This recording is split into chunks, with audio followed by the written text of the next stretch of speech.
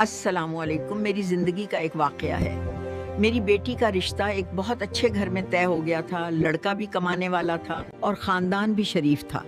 एक दिन एक जानने वाली औरत आई, कहने लगी लड़का नशा करता है, ख़ानदान भी ठीक नहीं, आप कहाँ फंस गए हैं। चूँकि वो औरत हमारे जानने वाली थी, इसलिए हमने उसका एतबार किया और वो रिश्ता ख़त्म कर दिया।